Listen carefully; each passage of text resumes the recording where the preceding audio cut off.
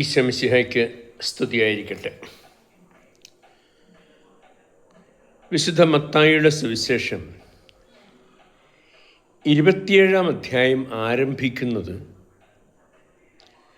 പീലാത്തോസിൻ്റെ മുൻപിൽ കുറ്റാരോപിതനായി നിൽക്കുന്ന ഈശോയെ അവതരിപ്പിച്ചുകൊണ്ടാണ്.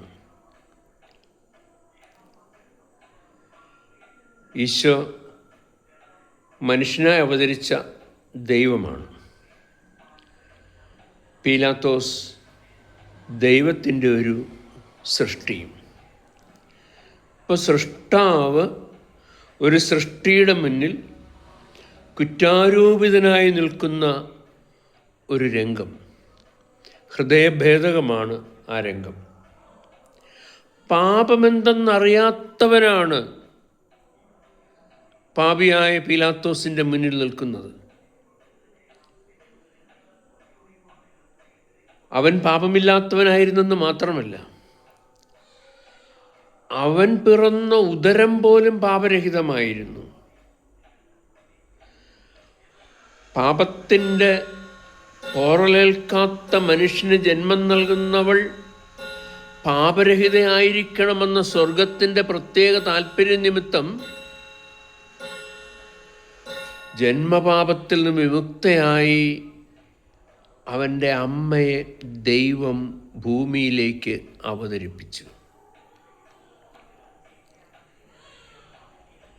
ഈശോ പാപരഹിതനാണ്, കാര്യമൊക്കെ ശരിയാണ്. പക്ഷേ ജനം ഒറ്റയ്ക്കല്ല, ഒറ്റക്കെട്ടാണ്. അവർക്കൊരൊറ്റ മുദ്രാവാക്യമേ ഉള്ളൂ: ഇവനെ കൊല്ലുക, ഇവന് വധശിക്ഷ നൽകുക, അതും ഏറ്റവും നിന്ദ്യമായ കുരിശുമരണം നൽകുക. കാരണം എന്താണെന്നറിയണ്ടേ? ഇവർക്ക് അസാധ്യമായ പല കാര്യങ്ങളും ഇവൻ ചെയ്യുന്നു. രോഗികളെ സുഖപ്പെടുത്തുന്നു, അന്ധർക്ക് കാഴ്ച നൽകുന്നു, ഊമർ സംസാരിക്കുന്നു, കുരുടർ കാണുന്നു, മരിച്ചവർ ഉയർക്കുന്നു. ഇതൊന്നും അവർക്ക് സഹിക്കാൻ കഴിയുന്നില്ല. ഒറ്റ ലക്ഷ്യമേ ഉള്ളൂ: വധശിക്ഷ നൽകുക. നമുക്ക് നമ്മുടെ ജീവിതം പരിശോധിക്കാം.